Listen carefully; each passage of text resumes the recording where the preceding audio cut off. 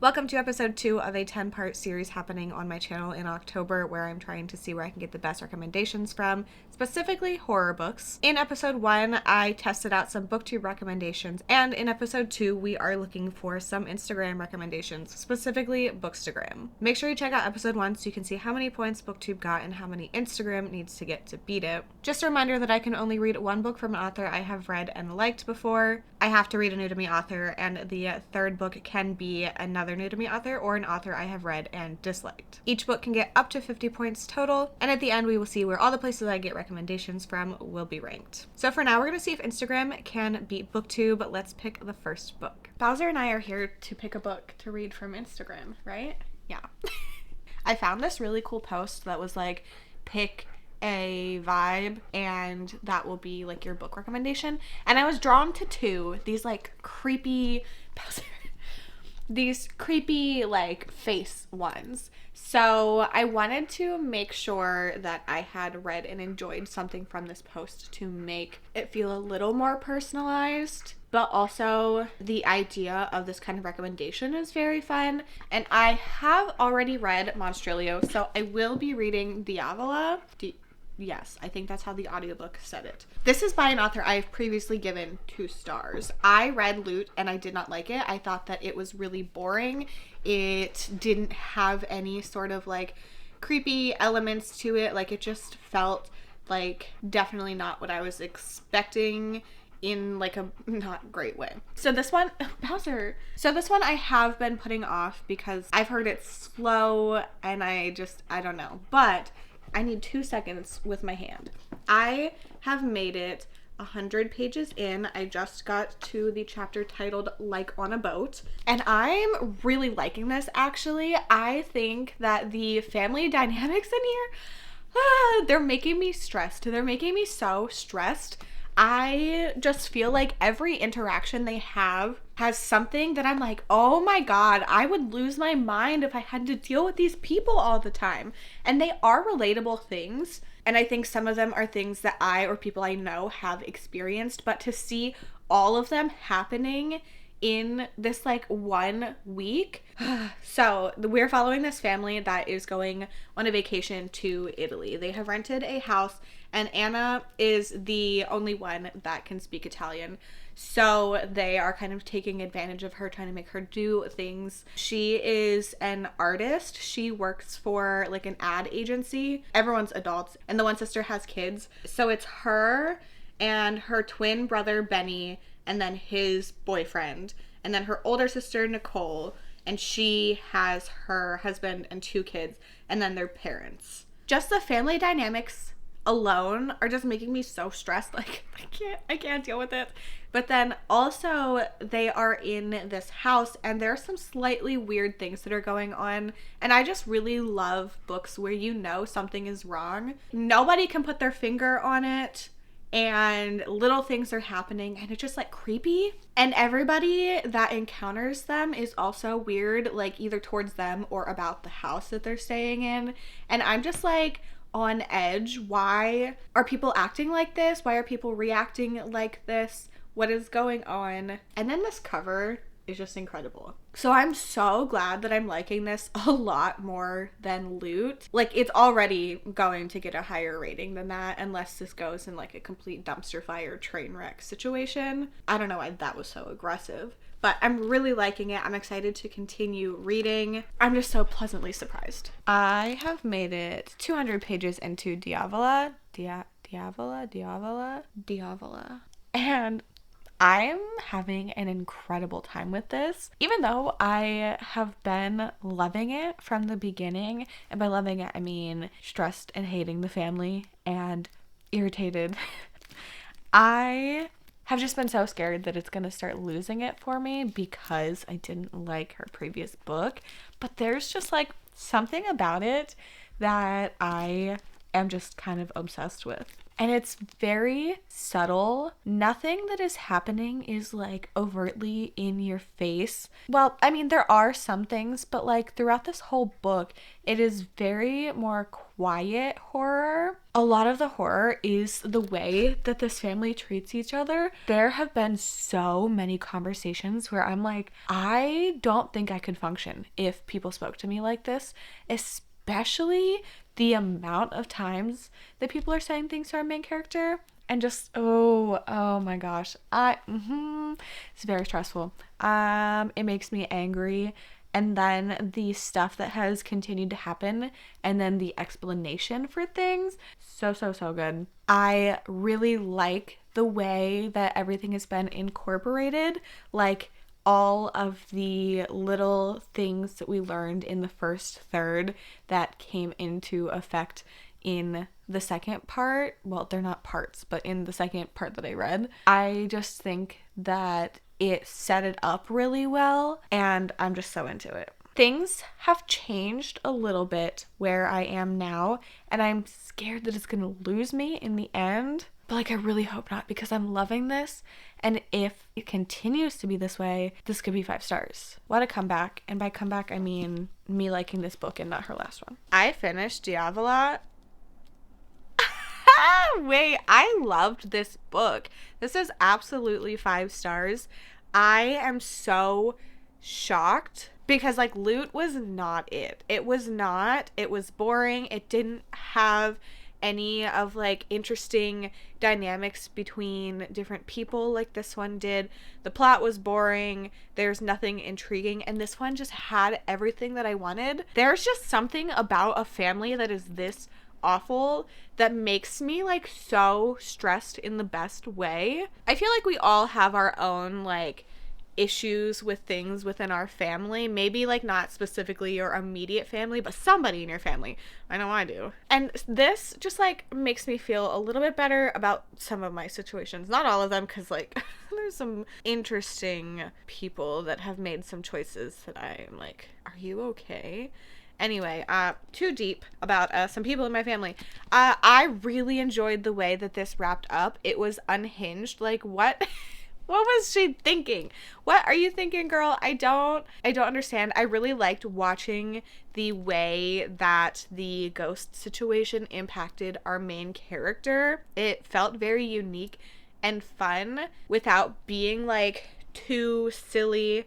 I liked watching our main character realize what was happening to her as well. It wasn't just an immediate like, oh, I'm being haunted. There were just different things that led her to this realization, and then watching her handle things was so fun because she was just to the point where she's like, yep, this is what it is, and it was just like kind of funny. This made me feel a lot of very strong emotions, which usually is what ends up being like my favorites of the year. I don't want to commit to anything because that stresses me out, but like this was such a good time, and it is absolutely 5 stars. So we are starting off with Instagram getting 50 points, which obviously is the best we can start, and we need to pick another book. So I wanted to pick posts from Instagram in different ways. There's so many different ways that you can like get across recommendations on Instagram. So since I did this like fun graphic with like pick one of these things and that will lead you to a pick, I wanted to go with a reel this time. I know that they can be on YouTube and TikTok as well, but I wanted to do one, and I found this one that is really creepy books, which is what I want to read. And the first book is something I'm so excited to read. 4 creepy ass horror books which genuinely gave me the chills whilst reading them. And we're going in with a bang with Day of the Door by Laurel Hightower. Look at that cover. Let's just say the cover matches the contents of the book, and there was a few descriptions in this which genuinely gave me goosebumps. Imagine going through all your life knowing that your mother unalived your younger brother, but your mother tries to pin this behaviour on a haunted house. I already wanted to read this book, but that convinced me even more.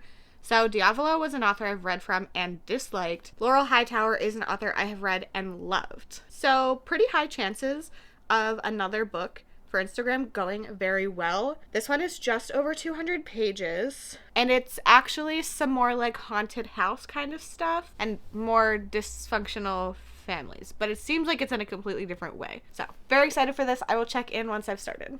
Okay, I am 80 pages into The Day of the Door. I'm obsessed with this one. Oh, I'm having such a good time. There's a lot of similarities to Diavola, but also it's very, very different. Okay, so we are following a family, and at the very beginning, the mother and the oldest son like go into this closet, and then there's like tons of screaming, and then we are just aware of the fact that the son died. He was 17, I believe, when this happened. After that, the family has a lot of issues. Well, they had issues before that, but like previously, before they move into this house, the mom and dad split up. The dad leaves her. And then after this event, the siblings are kind of split up because of our main character, Nate, who we are following, reports his mom for pretty much abuse. So it has been 2 decades since this happens. I guess it's a prologue, is just a couple of pages of the initial event. And then after that, we are following a situation where there's this like ghost hunting TV show, or maybe it's on YouTube, and they do episodes about haunted houses. And the mom, Stella, has got into contact with these people claiming that the house is haunted, and there was something in there that was like possessing everybody. Well, not possessing, but like influencing everybody. She claimed it was everybody in the family, and nobody's memories are correct. She is very, very, very narcissistic. Every single comment that she has made is just like about herself, not taking any sort of responsibility, blaming everything on everybody else. And her 3 surviving children do not talk to her. She lives somewhere, I feel like she lives in like, not a home, but something, I don't know. And the siblings still keep in touch, but they are also trying to like run from their past. So there's a lot of family dynamics in here.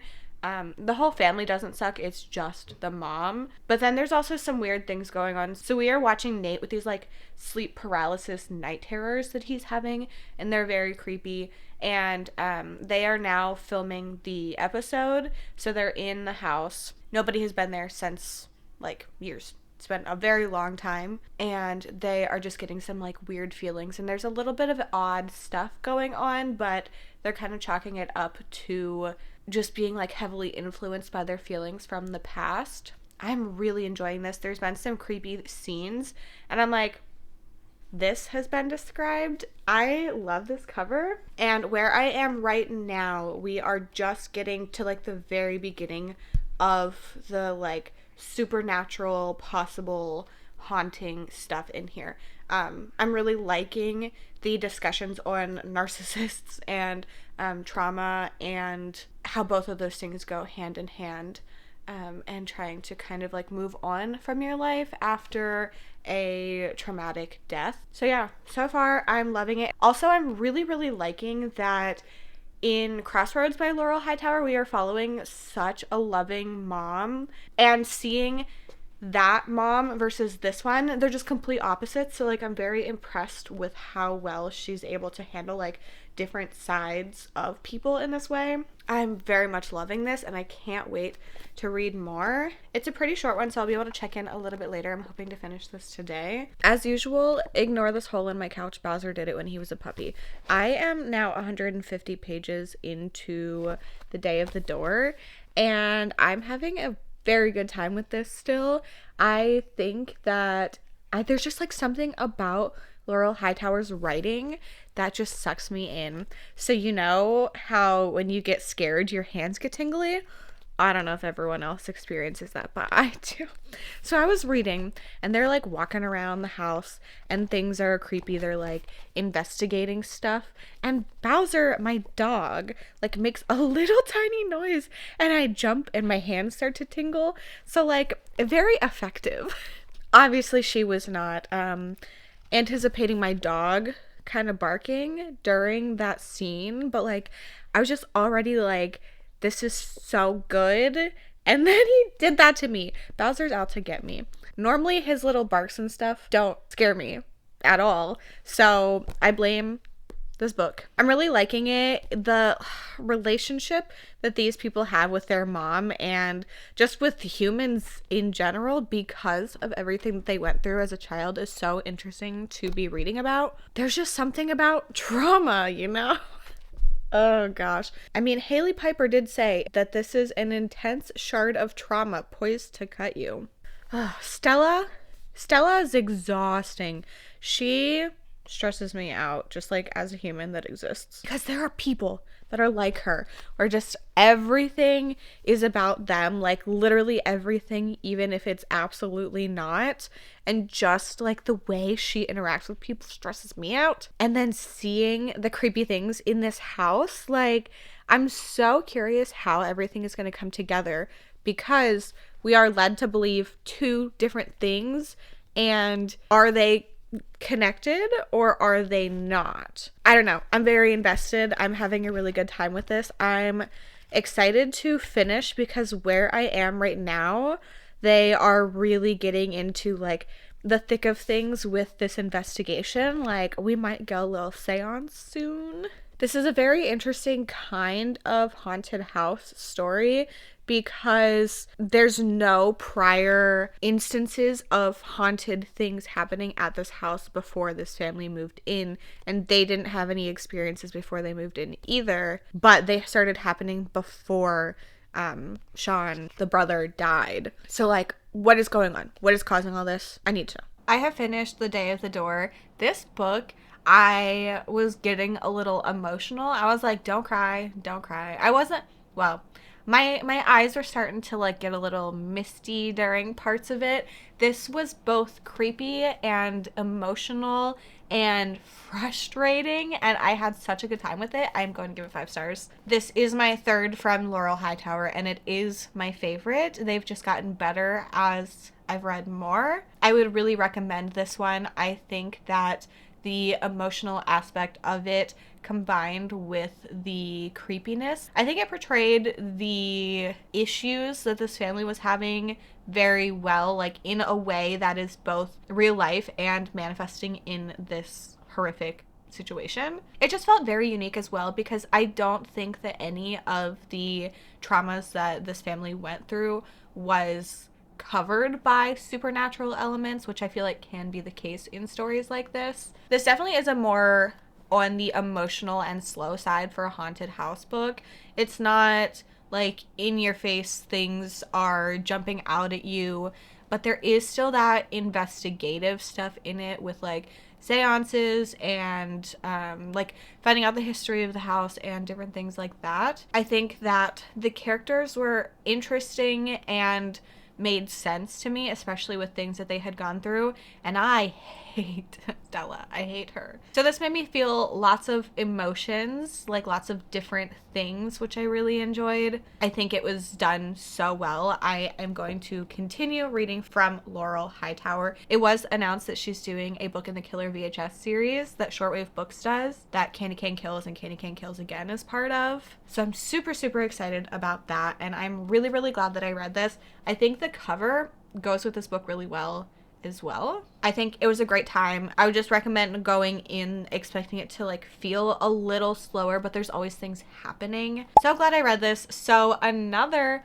50 points for Instagram. So we are at 100 out of 150. I'm gonna do some scrolling and find another book, and I will check in with you then. Okay, so it's time to pick our third book. We've gone with a more general graphic and then a reel. So I want to do another graphic, but maybe try to get something a little more specific to me. The other ones obviously were still good recommendations, but I think that it could be fun to go with something like this that says horror books by category by Spooky Curious. So there's Doomed Expeditions, which I've given 2 books in here 5 stars. One I did DNF. Love 3, haven't read those. Okay, another 5-star, more 5 stars. So this is a great list. Like there's a lot of books I've loved. I think the one that I'm interested in reading is Briardark in the Doomed Expeditions. This one is not one that I've heard a lot about, but I've heard good things about it, and I do love a good Doomed Expedition. I'm 36% into Briardark, and I'm not liking it as much as I was expecting to. So in this, we are following 5 different people who are going on this research trip. They are going to these glaciers, but they have to like hike to get to part of it. And they all are there kind of for different reasons. And we know that things have kind of gone wrong with it because we are also following this character who is like the tech IT person at the school that is funding the research. And part of his job is to go through these like old files and see if there's any information, like audio files on it that is needed, and if not, then the tapes get wiped. And he comes across tapes from this research expedition and can immediately tell that things went wrong with this. So he kind of gets sucked into trying to figure out what is going on with them. So we are following the different characters on the expedition. My eye is so itchy. I am so sorry. And very early on, things are starting to go wrong. Like they find a body and then they try to call for help. And the person that picks up is like, this is a prank. You are not in California, because that forest does not exist in California. So like, you're pranking me, and hangs up. And then they try to call back and like, there's nothing. Radio stations were there and then go missing, different things like that. I think that for me to be liking this a lot more, I need to be connected with the characters, and we're slowly learning about some of their backstory because some of them have previous history with each other. They all have different like reasonings for being there, relationships with each other, but like none of them are really that interesting. Like I don't need to specifically be connecting with anybody, but I need to find somebody interesting or their backstory interesting.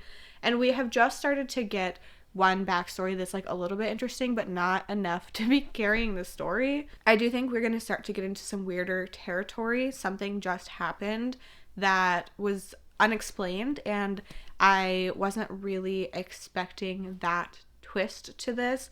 So I'm excited to see how this continues to go, but I just feel disconnected from the story. It's interesting so far, but not feeling like a favorite. Like I've been obsessed with things and I'm just really not feeling that, even though like the general premise is something that I'm enjoying. I just want to be like in the story, and I feel removed from it. So I have made it 2/3 into Briardark, and I liked this part a lot more. I'm really liking the direction that it's going in. It's a lot of fun. It's very much up my alley. I like how weird it is. I like how nobody seems to know what's going on. I have Bowser and Nova just existing near me. Bowser is panting so much. It's not even hot, so ignore his dirty paw. He's been having fun barking in the mud. What was I saying? Oh my god. I like how weird it is. I like how things are unexplained in the particular way that it is happening. There's also a lot of discussion on Kutin. Stop it! Get down. Leave her alone. Settle. Bazzy, you can't be breathing on everybody. How am I supposed to do anything with this dog? I don't know. I am so distracted. I have no idea what's going on. It's kind of like I'm in the book. That is how I'm wrapping things together. Wrapping things together? What is going on? I like the focus on the scientific aspect of this mission, and I like that we are getting 2 different perspectives. One is the people. Bowser, you gotta shh. Maybe I will have some peace and quiet for the next 2 minutes. Probably not. I'm liking that we are getting 2 different perspectives. Well, kind of more than 2, but like 2 different, they're not timelines, but separate experiences. We are getting everybody like on this mountain in the woods doing the research, and then we are also getting the tech person that has found their files and seeing him getting really invested in the situation that they're in, figuring out the outcome of things, trying to kind of insert himself in the situation in like a very external way. There's been a lot of discussion on grief in a lot of different formats in this. There's been some on grieving relationships, but still interacting with that person and the kind of issues that can bring on you. There's also like grieving what you thought about yourself. There's a lot of interesting conversation in here too on your mind. Our main character is experiencing some different like mental health things and seeing how the situation she's in now is related to and like speaks on those kinds of issues with how people are not handling, but I guess interacting with people who have different mental things going on. I think there's just a lot going on with that and how people with like different mental illnesses are treated and like people's perception of them. So far so good. I am not obsessed with it though. Like at this point it's kind of feeling like 4 stars. So I'm really, really liking the direction that's going in, but I am not just like in the story and I want to be so badly, but it's just like falling a little flat for me and I can't quite put my finger on why that is. So we're gonna finish it. I'm really excited to see where this goes because there's some interesting things that could happen. So for Briardark, I am gonna give this one 3.5 stars. I liked what it was doing, but I just never felt fully invested in anything. I think that the plot is something that in theory I should be completely obsessed with. I really love other books that have somewhat similar concepts to this. I really think it just came down to not loving the characters or feeling really invested in them. I liked that we were getting the characters that were in the situation and then also the person that was investigating. I think that added to the tension because in the storyline where they are doing the research, we know that things are wrong even more than the characters know. They obviously have figured out that they're not in a good situation, but I think that there's some added tension on there. This also had some interesting discussions in it on kind of letting other people control what you are doing and the impact of people's opinions on you and how that kind of dictates certain things in your life. I'm glad that I read this one. It's one that was on my radar. There is a sequel, which I don't know if I'm going to be reading, especially because the author doesn't know how many books it's even going to be. But this was a great recommendation, especially for like the Doomed Expedition category. So I will have all of the Instagram accounts that I got recommendations from linked in the description. Make sure you check out The Reader Witch, Anna Reads Horror, and Spooky Curious. They all have a lot of recommendations on their Instagrams, so definitely check them out. So, the points. We have 5 stars and 50 points for Diavola, 5 stars and 50 points for The Day of the Door, which takes us to 100 points, and 3.5 stars, which is 35 points for Briardark, which puts our total at 135 points. This is your last chance to check out episode 1 if you have not seen it yet before I spoil you. We have a tie. Both BookTube and Bookstagram got 135 out of 150 points, which, how did that happen? So unless somewhere else beats 135 points, there will be a tiebreaker episode at the end of all of this where I read one recommendation from BookTube and then one recommendation from Instagram and see who wins that. So part of me is like, fingers crossed something beats these two, but also like that sounds fun. So as we continue getting these recommendations, we'll see how that goes. There might be a bonus episode. If you've made it to the end and want to leave me an emoji to say you were here, leave me a tooth for The Day of the Door. Next up, you will see recommendations from Libro FM. So let me know in the comments if you think that that is going to beat Bookstagram and BookTube. Thank you so much for hanging out with me. I'll see you very soon. Bye.